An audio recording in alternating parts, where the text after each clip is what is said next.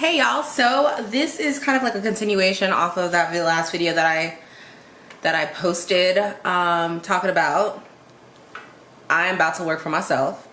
And one of the ways that I have been focusing in, at least in this phase of my entrepreneurial journey, is through selling digital products on Etsy. So just a little bit of a background about me. I have been doing digital products for a very long time, and most of the time I've actually haven't been selling these items that I've been making. I would make itineraries and invitations and whatever, all of these things for different events, for different people, for friends and family, with no commission, no money, no nothing. I think I got paid maybe once or twice to create some kind of design, like for a baby shower or something like that. But this is really the first time that I've gone full in with utilizing all of my designing capabilities to actually try to generate passive income. And I'm not even gonna say passive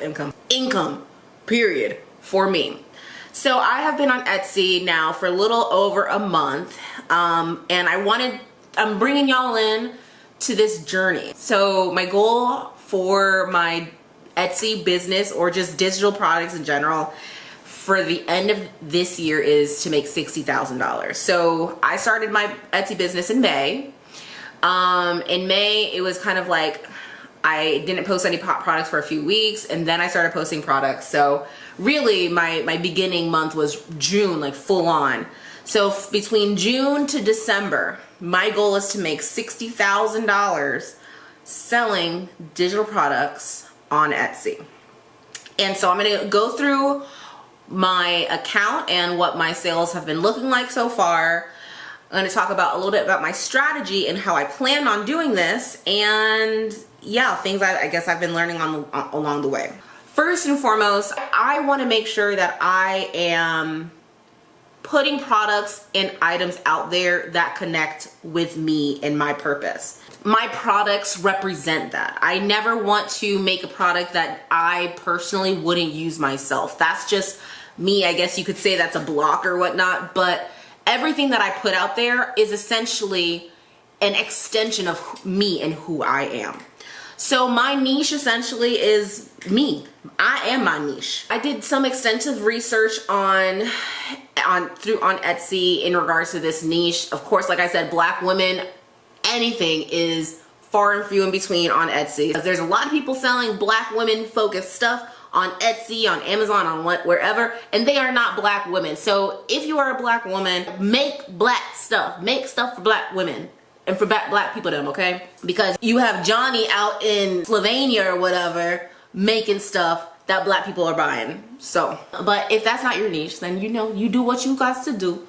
But this is what I'm doing, okay? So after doing my research online, I was identifying the gaps in where I can fill myself in. I'm looking for search keywords and searches that pull up 3,000 or less results. That to me tells me that it is an in-demand product, but it's not highly competitive. When we're getting to like 100,000 results, that's a high demand product and it's hard to be seen. And my goal is to fill in first of all and then dominate.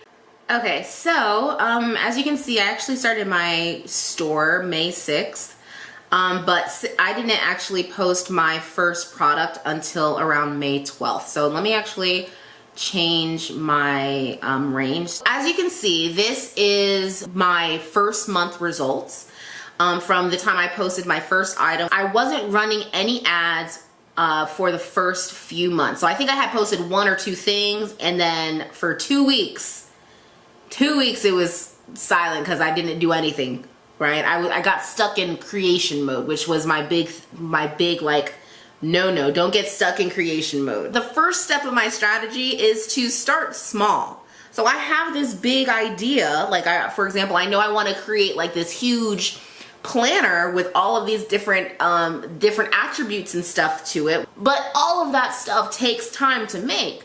People are willing to buy bits and pieces of your stuff. So instead of waiting until I have the whole planner all put together, why not put out little bits and pieces? So for example, I know I wanted to have a journal as part of like this whole planner. So let me go ahead and work on that journal, get that out there. And then as I move forward, I can later add that journal to my overall big ticket item. I'm posting products, okay, and I'm making sure that it's designed well. I'm making sure that the product photos look great. I'm using Canva for all of these things. And I am making sure that there's video. As you can see where there's like a little bump in viewership, right? I want to say it was right around here. That's when I started posting a little bit more products and I started doing Etsy ads. Now I know it's a really hit or miss when it comes to Etsy ads, but I knew that I wanted to create the biggest bang when my store opened up, getting all that traction, and then maybe dialing it down a little bit on ads. So when I start seeing that organic sales and organic visits are going, like, you know, are surpassing my ad sales. So my first month I made 6 orders. I want to say I started off my Etsy ads at like $5 a day, and then like every time I would add like a new product, I would bump it up just a little bit more. Right now I'm sitting comfortably at about $10 a day, and I'm hitting that $10 a day, boom, every single day. So right now, if we go into my finances, you can definitely see that I am in the negative overall for June. I made no sales in May, so this is really what I'm doing for June. I'm in the negative, which is okay right now. And let me look at my, from when I started, which was May 12th, up until today, which right now it's June 28th. And this is what I want to focus on. I wanted you to see this growth, because this is probably going to be, for me, this is the most empowering part of this whole thing, is to see that the strategy that I'm doing, the aggressive ads, posting at least 1 listing per day. I may like go like 2 days without posting something, and then on the 3rd day I post 3 items. So for example, in the case of like this coloring book that I have a lot of different couples, right? But my first main page was a lesbian couple on the front page and whatnot. I made a duplicate listing of the same item for sale, but this time I put this picture as that front cover, because now I'm directing and I'm focusing on a new, you know, on a new audience that will hopefully be interested in it. I'm not just always adding new products. I am changing keywords, like duplicating listings, changing keywords, changing the target audience in order for me to bring some different people my way, okay? So far, I feel like what I'm doing is working. I have had a total of 22 sales, which is amazing. I'm proud of myself for being able to reach that. Even though I am in the negative, I don't plan on being in the negative that long. More than half of the way people are finding me is not through Etsy ads. Before, maybe a few months, maybe a few weeks ago, the majority of my views were coming through Etsy ads. But now I am tipping the scale, which is, this is what I'm looking for. I want to see this number and this number to start changing in terms of, to show me that organically I'm now ranking, okay? So first strategy is is basically being your own niche and filling in a gap of something that's in demand. 2 is, for me, having an aggressive ad strategy right at the beginning, and creating pristine, like valuable, great content from the get-go. Another thing that I'm doing is customer support. Anytime somebody makes a purchase, I am reaching back out to them to thank them and to give them a discount and to remind them that it's a small business that they're using, to let them know and feel the human behind the brand. In month 2, I do plan on continuously to add listings and to have a sale, putting things on sale through my Etsy store. It notifies people who may be interested or who have favorited that item. It will notify them that it's on sale, which will hopefully push them to want to buy. And that is the strategy moving forward. I'm going to be keeping my ads at $10 just to see if I will continue to see growth this month or if it will plateau. Next month, I want to be making a net profit of $2,200. And in order to reach that, I will need to be bringing in a revenue of $3,200. So right now we're at a revenue of 105, but net revenue is negative.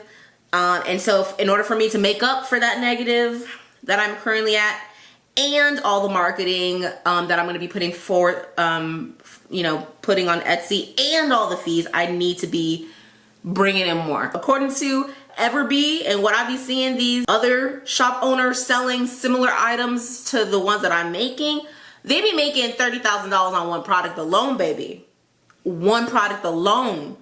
Don't get it twisted.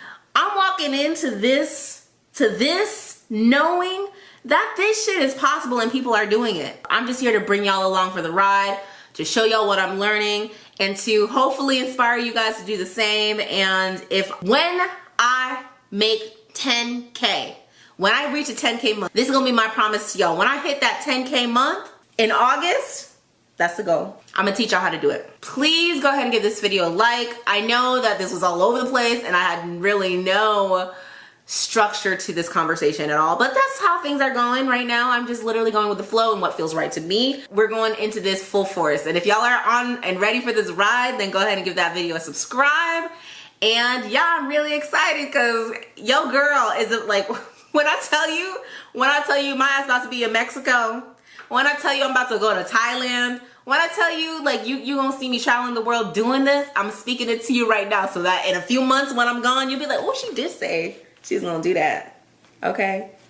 Anyways, thank you guys so much for watching. Mwah! I'll see you guys next video. Bye.